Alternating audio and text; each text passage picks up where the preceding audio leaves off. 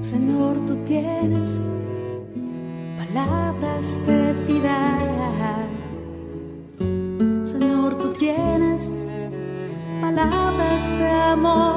Radio Católica 101.7 de FM presenta al presbítero Andrés Alejandro Chablé con la reflexión del Evangelio de hoy.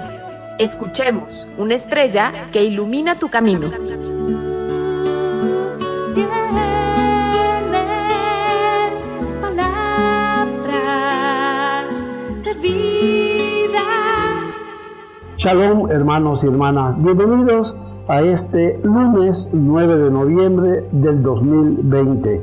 Hoy celebramos la fiesta de la dedicación de la Basílica de Letrán. ¿Por qué la Iglesia dedica un día a celebrar esta fiesta? La Basílica de Letrán es un icono muy significativo para la Iglesia Católica.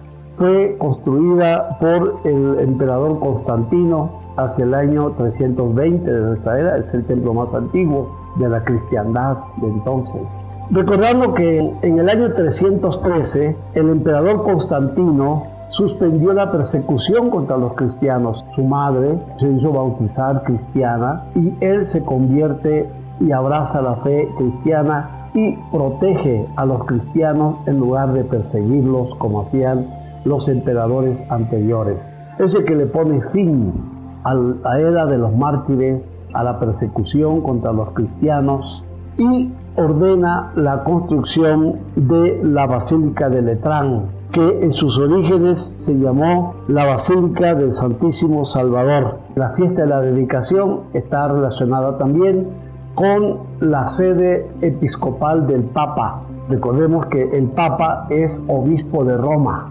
Entonces, el Papa tiene dos sedes oficiales. La Basílica de San Pedro del Vaticano, ahí es como Papa de la Iglesia Católica, el único lugar donde solamente el Papa oficia. Nadie más en el altar mayor puede oficiar la misa, solamente el Papa, porque es el símbolo de la representación del Santo Padre como Pastor Supremo de toda la Iglesia Universal. Y la Basílica de Letrán es la sede episcopal del Papa como obispo de Roma. Hoy nos unimos a toda la Iglesia Universal en el festejo de este templo del Santo Evangelio según San Juan.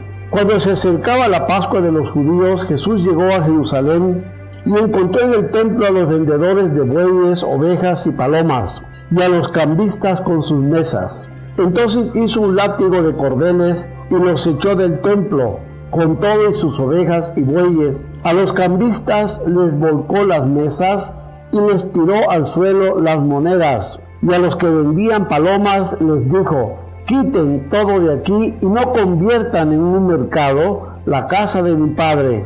En ese momento sus discípulos se acordaron de lo que estaba escrito: el celo de tu casa me devora.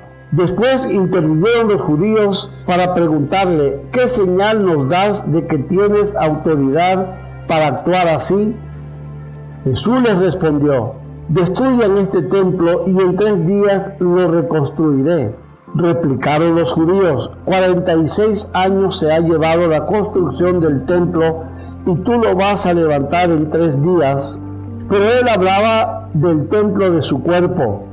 Por eso, cuando resucitó Jesús de entre los muertos, se acordaron sus discípulos de que había dicho aquello y creyeron en la Escritura y en las palabras que Jesús había dicho.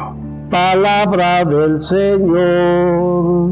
Gloria a ti, Señor Jesús. Bien, el Evangelio de hoy, hermanos y hermanas, está relacionado con la fiesta de la dedicación de la Basílica de San Juan de Letrán.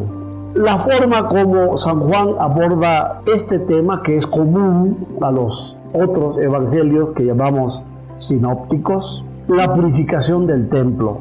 El templo, tradicionalmente, en todas las religiones, antiguas como actuales, el templo es el lugar sagrado.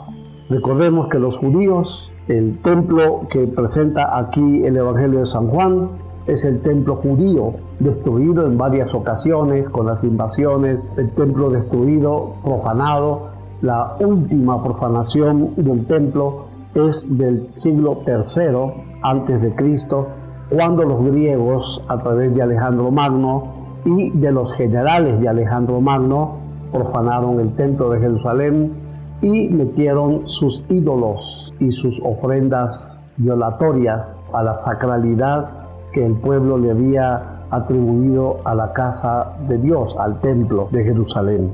El templo siempre ha representado el lugar sagrado, la casa de Dios, como actualmente los católicos decimos bien, es la casa de Dios. Pero es la casa de Dios porque es la casa donde Dios reúne a sus hijos y a sus hijas. En el tiempo de Jesús, el templo, la casa de Dios, se había convertido en eso, lo que dice Jesús, en una cueva de ladrones. ¿Por qué le llama Jesús ladrones a los que están adentro del templo?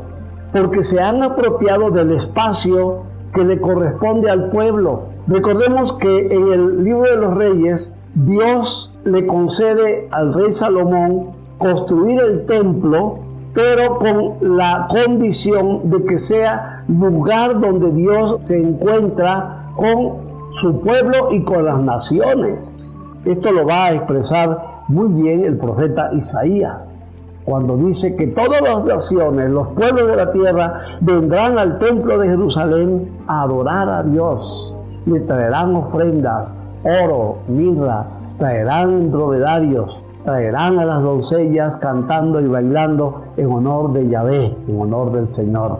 El templo fue construido con esa condición de que sea lugar del encuentro de Dios, no solo con su pueblo, sino con todos los pueblos de la tierra. Bueno, en el tiempo de Jesús, el templo se había convertido en un símbolo de rechazo, en un símbolo donde solamente los jefes religiosos y los sumos sacerdotes tenían acceso. Por eso Jesús le llama ladrones. Ladrón es el que se apropia de lo que no es suyo. Entonces con eso Jesús se está reclamando: mi casa es casa de oración y ustedes la han convertido en cueva de ladrones, recordando a Isaías, casa de oración. El pueblo no tenía acceso, por eso habían construido el atrio de las mujeres, el atrio de los enfermos, el atrio de los paganos, el atrio de los niños, etc.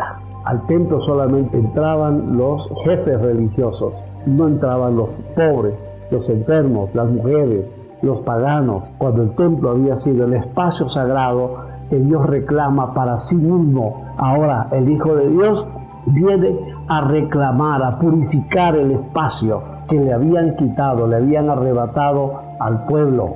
El templo en la Iglesia Católica, nuestros templos, son el símbolo donde se reúne la familia de Dios. Es el único propósito de construir catedrales, basílicas, parroquias, capillas, etc., para que la comunidad se reúna como una sola familia en torno al Padre Dios a través de Jesucristo, el único mediador entre Dios y la humanidad. El templo es el lugar donde se acoge al hermano, donde no hay discriminación racial, ni social, ni de ninguna clase, donde todos vivimos la fraternidad del reino. Es el recinto sagrado donde los hijos y las hijas de Dios se nutren con la palabra de Dios, oída y celebrada, acogida en el corazón como modelo de vida, y la participación en el banquete eucarístico, el lugar de la oración, de la adoración del Santísimo, del Santo Rosario, el lugar del encuentro de Dios con su pueblo. Shalom, hermanos y hermanas, hasta el próximo comentario. Tú tienes palabras de vida, ¿a quién buscaré?